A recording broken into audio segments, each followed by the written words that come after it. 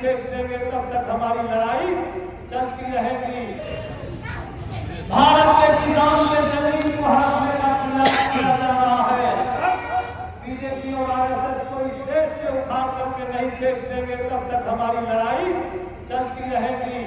जिस तरह से भारत की शिक्षा नीति को समाप्त करके नया शिक्षा नीति देश में लागू करना चाहता है, जिससे गरीब वंचित समाज के बच्चे शिक्षा से वंचित हो सके, उच्च शिक्षा से वंचित हो सके।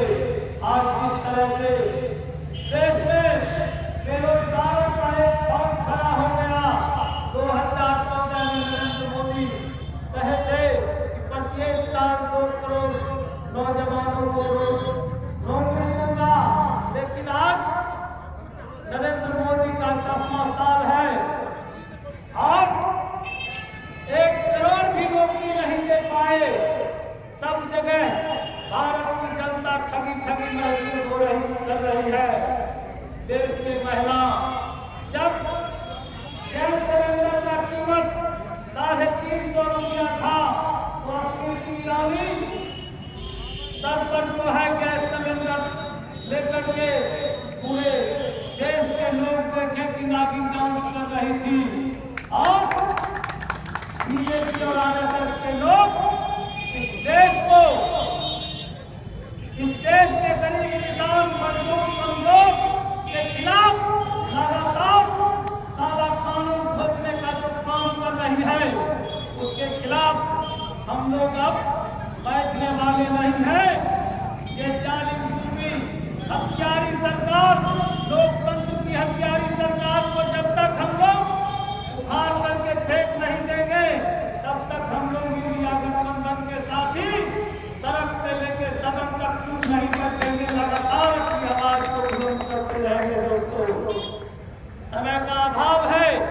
साथियों, मैं इतना ही कहकर के अपनी बात को समाप्त करना चाहता हूँ कि हम लोग तमाम महागठबंधन के साथी, इंडिया गठबंधन के साथी आज से ये तय कर लिए हैं, जिस तरह से भारत के लोकतंत्र के मंदिर में 141 सांसदों को एक साथ निलंबित करके इस देश के निरंकुश तानाशाह सरकार विपक्ष के आवाज को दबाना चाहती है। ये आवाज दबने वाली नहीं है। जितना आवाज को दबाने का प्रयास करेगा, उतना ही तेजी से उसका प्रतिकार होगा, उसका विरोध होगा। हम लोग सड़क से सदन तक लड़ने का काम करेंगे। और आज हम लोग का ये सांकेतिक आज पहला दिन था। हम लोग आज पहले दिन इस लड़ाई को जो है एक होकर के इस प्रदर्शन के माध्यम से लड़ने का काम किए हैं। आज से हम लोग जब तक बीजेपी और आरएसएस को इस देश से उखाड़ करके नहीं फेंक देंगे, तब तक हमारी लड़ाई चलती रहेगी। इन्हीं बातों के साथ जय लालू, जय तेजस्वी, जय महागठबंधन, जय भारत, जय हिंदुस्तान। धन्यवाद। बहुत बहुत धन्यवाद।